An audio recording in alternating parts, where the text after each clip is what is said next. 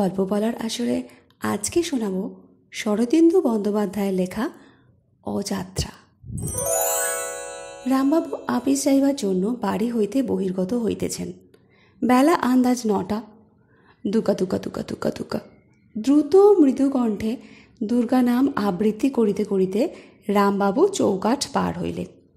সঙ্গে সঙ্গে চাদরের খুঁটে টান পড়িল। ঘাড় ফিরাইয়া দেখিলেন দরজার হুড়কায় চাদর আটকাইয়া গিয়াছে।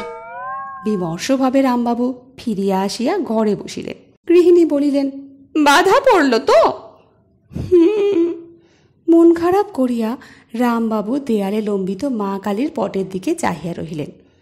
প্রত্যহই এইরূপ ঘটিয়া থাকে। তাহার অফিস যাওয়ার একটা পর্ব বলিলেই হয়। ঠিক যে সময়টিতে তিনি চৌকাঠ পার হইবেন সেই সময় বাড়ির ভিতর কাহারও কথা কহিবার হুকুম নাই।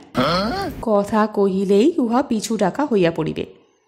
কলিকাতা শহর শত উপায়ে অসহায় রামবাবুর প্রাণবধ করিবার জন্য উদ্যত হইয়া আছে এবং আপিসের বড় সাহেব যখন প্রতি সপ্তাহে কেরানি কমাইতেছে, এইরূপ বিপজ্জনক পরিস্থিতির জন্য পিছু ডাক শুনিয়াও যে নাস্তিক ঘরের বাহির হইতে পারে তাহার অদৃষ্টে দুঃখ আছে, এ কথা কে অস্বীকার করিবে? রামবাবু কালীমূর্তির উপর হইতে চক্ষু সরাইয়া ঘড়ির উপর স্থাপন করিলেন। 9:15। আপিসে পৌঁছতে মোটামুটি 25 মিনিট সময় লাগে। সুতরাং চৌকাঠ যদি নির্বিঘ্নে পার হওয়া যায় তাহা হইলে 10টার মধ্যে আপিসে পৌঁছিবার কোনোই বাধা নাই। কালী কালী কালী কালী কালী কালী বিঘ্নকারী কোনো উপদেবতাকে ভাঙি দিবার জন্যই যেন রামবাবু শুরুত করিয়া দ্বার লঙ্ঘন করিয়া গেলেন।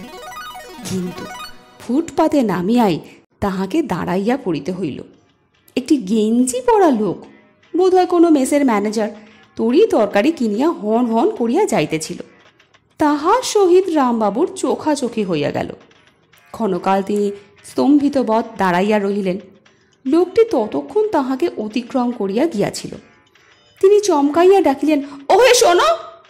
লোকটি ক্রুদ্ধভাবে ফিরিল, দাঁত খিঁচাইয়া বলিল, কি চাই? রামবাবু তাহার দিকে 1 পা অগ্রসর হইয়া গেলেন। তীক্ষ্ণ দৃষ্টিতে তাহার গণ্ডের দিকে তাকাইয়া বলিলেন, তুমি দাড়ি কামাইয়াছ না মাকুন্দ? তাতে তোর কি রে শালা? অগ্নিশর্মা ম্যানেজার আর একবার দাঁত খিঁচাইয়া হন হন করিয়া চলিয়া গেল। খনার বচন অগ্রাহ্য করিবার জো নাই। খনা বলিয়াছেন, যদি দেখো মাকুন্দ চোপা 1 পাও যেও না বাপা। ওই গেঞ্জি পরা লোকটার মসৃণ গণ্ডস্থল দেখিয়া রামবাবুর সন্দেহ হইয়াছিল যে সে মাকুন্দ। তা মাকুন্দ হোক বা না হোক, ইহার পর যাত্রা না বদলাইয়া আপিস যাওয়া চলে না। রামবাবু ফিরিলেন। গৃহিণী মুখে একটা শব্দ করিয়া বলিলেন, আবার বাধা পড়ল? রামবাবু উত্তর দিলেন না। ভৎসনাপূর্ণ নেত্রে একবার মা কালীর পটের দিকে তাকাইলেন। মা কালী পূর্ববৎ জিভ বাহির করিয়া হাসিতে লাগিলেন। কন্যা পুটুকে রামবাবু বলিলেন, 1 গেলাস জল দাও তো মা। জলপানে যাত্রা বদল হয়। গেলাস নিঃশেষ করিয়া রামবাবু আবার দেয়ালের দিকে তাকাইলেন। মা কালীর পাশে একটি মহাদেবের ছবি টাঙানো ছিল। তদ্গতভাবে তাহার দিকে চাহিয়া রহিলেন। ইদানিং বাধা বিঘ্নের সংখ্যা এত বাড়িয়া গিয়াছে যে প্রথমবার যাত্রা করিয়া আপিসে পৌঁছানো রামবাবুর আর গটিয়া উঠে না। তাই তিনি বেলা 9টা হইতে পাঁয়তারা ভাজিতে আরম্ভ করেন, কিন্তু তবু দেরি হইয়া যায়। ইতিপূর্বে কয়েকবার সাহেবের ধমক খাইয়াছেন, কিন্তু দৈব যেখানে পদে পদে বাধা দিতেছে সেখানে বিলম্ব না হইয়া উপায় কি? সাহেবের কথা মনে পড়িতেই রামবাবুর সমাধি ভাঙিয়া গেল।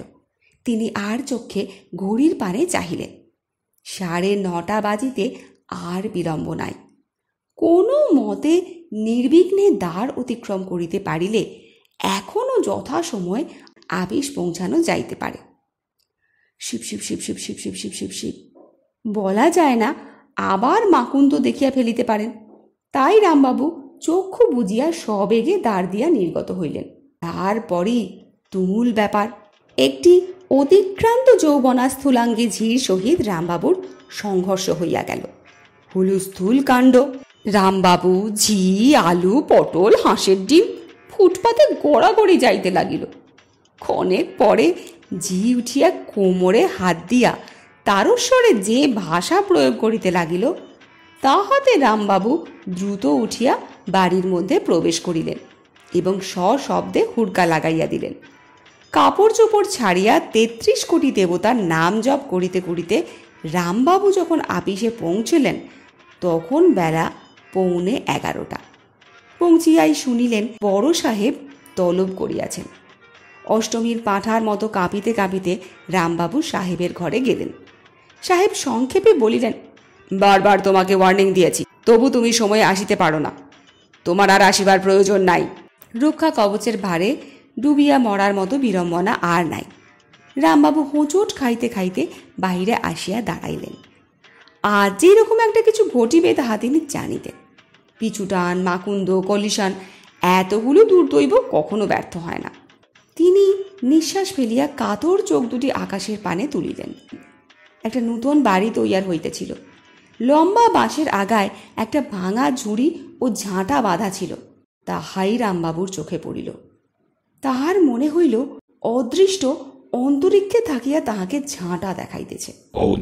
গল্পটি লেখা হয়েছিল 31শে জ্যৈষ্ঠ 1345 সালে।